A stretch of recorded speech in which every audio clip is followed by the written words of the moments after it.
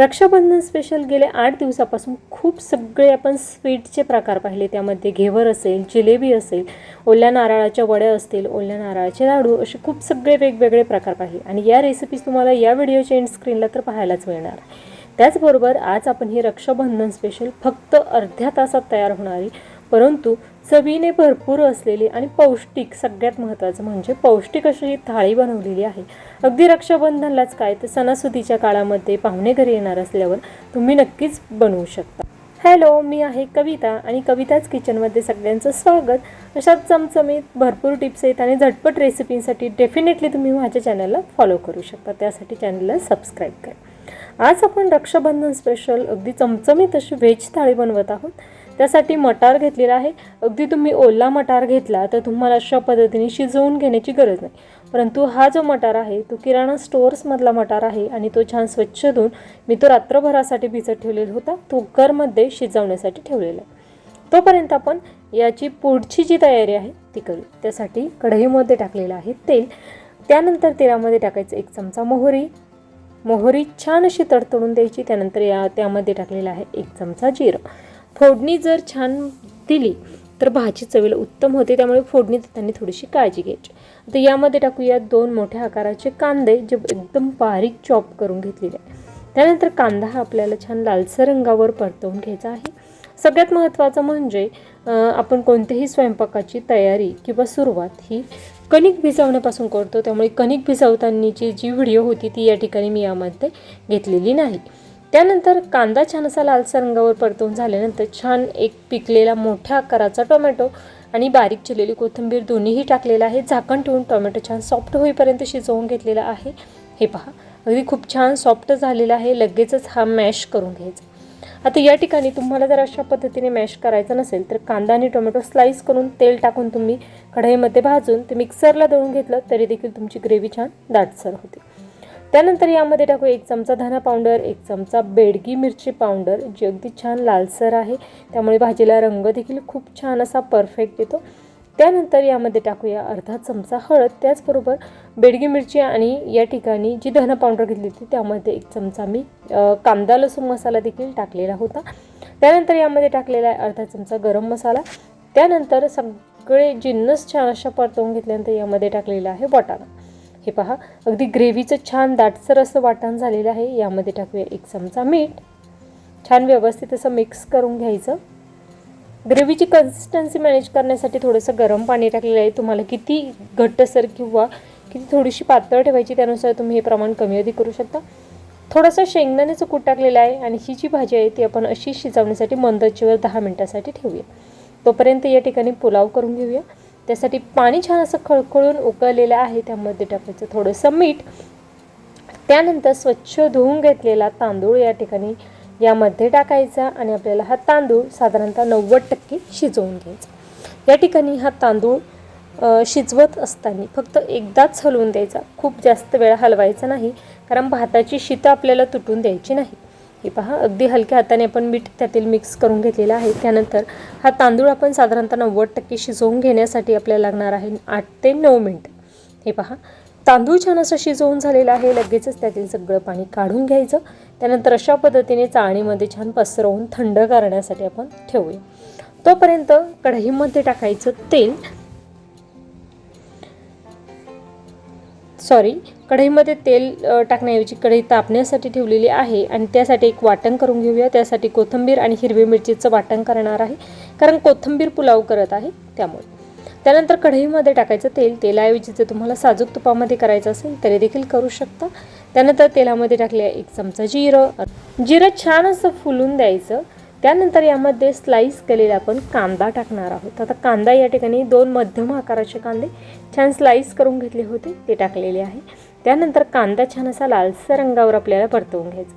आता पुलावमध्ये काही भाज्या असतील किंवा काही जिन्नस तुमच्या आवडीप्रमाणे तुम्ही ॲड करू शकता. यामध्ये तुम्हाला जर या ठिकाणी काही खडे मसाले टाकायचे असतील तरी देखील टाकू शकता, परंतु खडे मसाले मी यामध्ये टाकणार नाही, कारण कोथिंबीरीचाच फ्लेवर मला यामध्ये हवा आहे. थोडेसे या ठिकाणी वाटाणा टाकलेला आहे. ओला वाटाणा होता.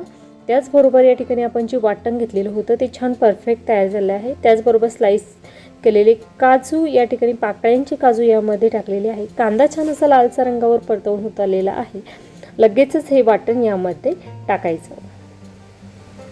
हे पहा, खूप छान हिरव्या रंगावर हे वाटण आपलं तयार झालेलं आहे. हे सगळं वाटण यामध्ये टाकून द्यायचं आणि छान असं मिक्स करायचं. या स्टेजला आपण गॅस कमी केलेला आहे. मंद आचेवर छान असं व्यवस्थित हे मिक्स करून घ्यायचं. मी हळद वगैरे यामध्ये टाकणार नाही. त्यानंतर यामध्ये टाकणार आहे हा भात. भात छान असा थंड करून घेतलेला होता, त्यामुळे भाताची शीतं देखील तुटत नाही. आता व्यवस्थित असा हा भात या कोथिंबिरीच्या वाटणामध्ये छान असा मिक्स करून घ्यायचा. आता सर्वात शेवटी आपण हा भात ज्यावेळेस तयार होईल त्यावेळेस फक्त 1 चमचा गरम मसाला यामध्ये टाकणार आहोत. हे पहा, व्यवस्थित असा मिक्स करून घ्यायचा. गॅस मंदच ठेवलेला आहे. मंद ते मध्यम आचेवर व्यवस्थित मिक्स करून घेणार आहे. भात छान असा मिक्स केलेला आहे. आता हा थोड्या वेळासाठी झाकून ठेवूया, कारण आपण 90% शिजवलेला होता. राहिलेला 10% आपल्याला या कोथिंबिरीच्या वाटणामध्ये शिजवायचं आहे. त्यानंतर आपण करूया मेथीची भाजी, कारण नैवेद्य म्हटला की आपण त्यासाठी मेथीची भाजी ही करतच असतो. परंतु आज रक्षाबंधन स्पेशल थाळी आहे, परंतु मला ही देवासमोर ठेवायची आहे, त्यामुळे मी मेथीची भाजी यामध्ये करतच आहे. या ठिकाणी वाटाण्याची ज्यावेळेस आपण ही लाल तरीची भाजी बनवतो त्यावेळेस तुम्ही त्याला कॉम्बिनेशन म्हणून सुकी उसळ वगैरे असं काहीही बनवू शकता. या ठिकाणी मेथीची भाजी अगदी करायला सोपी आहे, ती सगळ्यांनाच माहिती आहे, परंतु अगदी थोडक्यात सांगते. तेलामध्ये जिरं टाकलेलं आहे. त्यानंतर जिरं छान फुलल्यानंतर मेथीची भाजी स्वच्छ धुवून घेतलेली टाकली. नंतर शेंगदाणे, हिरवी मिरची, लसूणचं वाटण करून घेतलं होतं. सुकं ते टाकलेलं आहे. चवीनुसार मीठ टाकलं. छान असं मिक्स करायचं. त्यानंतर झाकण ठेवून अगदी 5 मिनिटांमध्ये ही भाजी शिजवून तयार होते. वाटाण्याची भाजी देखील आपली तयार झालेली आहे. पुलाव देखील तयार झालेला आहे. पुलाव या ठिकाणी त्यावरील झाकण काढल्यानंतर त्यामध्ये मी 1 ते 1.5 चमचा या ठिकाणी गरम मसाला टाकलेला आहे. छान मिक्स करून तो झाकून ठेवलेला होता. थोडीशी कोथिंबीर देखील टाकलेली आहे. त्यानंतर मेथीची भाजी देखील तयार आहे. लगेच आपण गरमागरम भजी काढणार आहोत.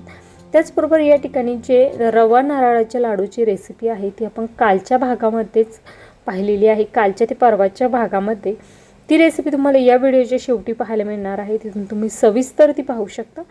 या ठिकाणी कांदा भजी करण्यासाठी गोल कांदा भजी करत आहोत. त्यासाठी बेसन पिठामध्ये लाल मिरची पावडर, जिरं, अगदी थोडंसं हळद, त्याचबरोबर थोडासा ओवा टाकणार आहे. आता या ठिकाणी खूप छान बारीक चिरलेला कांदा या ठिकाणी घेतलेला आहे. मोठ्या आकाराचे 2 कांदे घेतलेले होते, ते छान बारीक कट करून घेतलेले होते. आता यामध्ये टाकायची बारीक चिरलेली कोथिंबीर. आता या ठिकाणी या भजींसाठी काही वाटण वगैरे केलेलं नाही. तुम्हाला जर हिरवी मिरचीचं वाटण करायचं असेल तरी देखील ते करू शकता. चवीनुसार मीठ, अगदी थोडासा खाण्याचा सोडा टाकायचा. सोडा ॲक्टिवेट करण्यासाठी सोड्यावर थोडंसं पाणी टाकायचं. अगोदर कांद्या आणि कोथिंबीरीमध्येच हे पीठ छान असं मिक्स करून घ्यायचं, जेणेकरून त्याचा फ्लेवर या पिठामध्ये उतरतो. त्यानंतर अगदी आवश्यकता वाटल्यास थोडंसं पाणी टाकून आपण हे भजीसाठीचं पीठ छान असं मिक्स करणार आहोत. तोपर्यंत आपण तेल देखील गरम करण्यासाठी ठेवलेलं आहे. आणि या ठिकाणी आपण चपाती देखील 1 लाटून घेतलेली आहे. खूप छान परफेक्ट असं पीठ या ठिकाणी भिजवून झालेलं आहे. लगेचच आपण या ठिकाणी तळून घेणार. सुरुवातीला मी कुरडई तळून घेत आहे. साधारणतः 5 ते 6 कुरडई तळणार आहे, परंतु तुम्हाला एकच कुरडई तळून दाखवत आहे. खूप छान कडकडीत गरम तेलामध्ये आपण ही कुरडई तळून घेतलेली आहे.